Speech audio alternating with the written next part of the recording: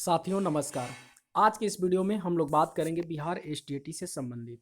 Friends, जैसा कि आप सभी लोग जानते हैं कि बिहार एसटीईटी 2019 एग्ज़ाम हुआ, उसका रिजल्ट भी आया और रिजल्ट में मेरिट और नॉट मेरिट का जो है ज्वलंत मुद्दा बना हुआ है। आज भी बना हुआ है और पहले भी बना हुआ था। लेकिन बहुत सारे ऐसे नॉट मेरिट वाले हैं जो कि इसे पात्रता परीक्षा मानते हैं, ओनली पात्रता परीक्षा। लेकिन मेरिट वाले मानते हैं ये पात्रता परीक्षा था लेकिन कॉम्पिटिटिव नेचर का था।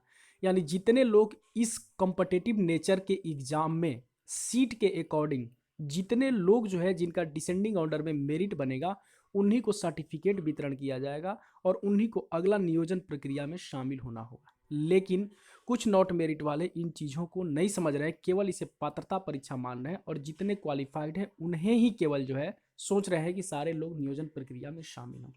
लेकिन मैं आपसे एक बात पूछना चाहता हूं, जो नॉट इन मेरिट लिस्ट वाले हैं वो थोड़ा ज़रा बताएं कि अगर ये पात्रता परीक्षा था तो 10+2 में आप देखे होंगे कि 8 सेक्शन जो 8 सेक्शन होता है, 8 सेक्शन का कोई भी जो है सब्जेक्ट का ये पात्रता परीक्षा नहीं हुआ।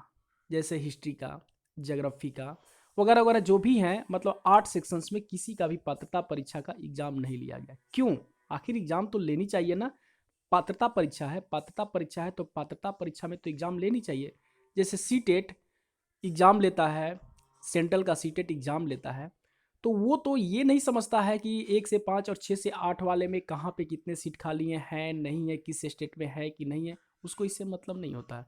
वो साल में 2 बार कंडक्ट करता है और उसमें जो क्वालिफाइड होते हैं वो जहाँ भी मतलब सीट निकलते हैं, जहाँ भी वैकेंसी निकलती है वहाँ पर अप्लाई करते हैं और वो जो है वहाँ पे शिक्षक बनने के योग्य अगर होते हैं तो वो बनते हैं। बट हमें ये नहीं समझ में आ रहा है कि अगर ये केवल पात्रता परीक्षा ही था तो 10+2 में देखे होंगे कि 8 सेक्शन का, किसी भी 8 सेक्शन का कोई भी जो है पात्रता परीक्षा नहीं ली गई। आखिर क्यों? तब तो 8 सेक्शन वाले को भी केस करनी चाहिए, क्योंकि पात्रता परीक्षा था तो 8 सेक्शंस का क्यों नहीं लिया गया। 8 सेक्शन का भी जो लोग हैं उन्हें तो केस करनी चाहिए ना, केस तो बनता ही है, बनता। तो अगर ये पात्रता परीक्षा में जाता है, बहुत सारी विडम्बनाएं होंगी।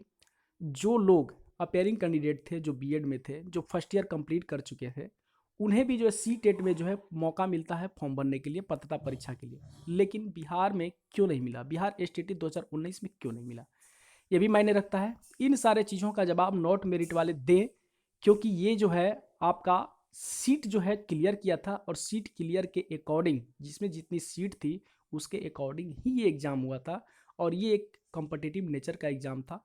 गवर्नमेंट भी बोल चुकी है और कोर्ट में भी बोलेगी, सदन में भी बोली है और कोर्ट में भी बोलेगी। तो इस भ्रम में न रहें, अपनी स्वार्थ सिद्धि के लिए जितने भी मेरिट वाले हैं उनका गला न घोटें। उन सभी साथियों से मेरा नम्र निवेदन है जो नॉट इन मेरिट में हैं, उनकी भी जॉब होगी। लेकिन अगर उनकी जॉब होगी तो उससे मेरिट वाले को कोई तकलीफ नहीं है। पहले मेरिट वाला का जॉब हो, उसके बाद जिस तरह से सरकार चाहे इन लोगों को जॉब देना चाहे तो दे, उससे किसी को तकलीफ नहीं है। लेकिन आप लोग इन चीज़ों को अगर केवल पात्रता परीक्षा घोषित करना चाहते हैं तो ये बिल्कुल ही गलत है। केवल पात्रता परीक्षा नहीं था, पात्रता परीक्षा तो था लेकिन कम्पिटिटिव नेचर का था। इन चीज़ों को आप लोग कतई ना भूलें और इसे ध्यान में रखें, क्योंकि आप लोगों ने भी जो एग्ज़ाम दिया था यही सोच करके एग्ज़ाम दिया था। धन्यवाद।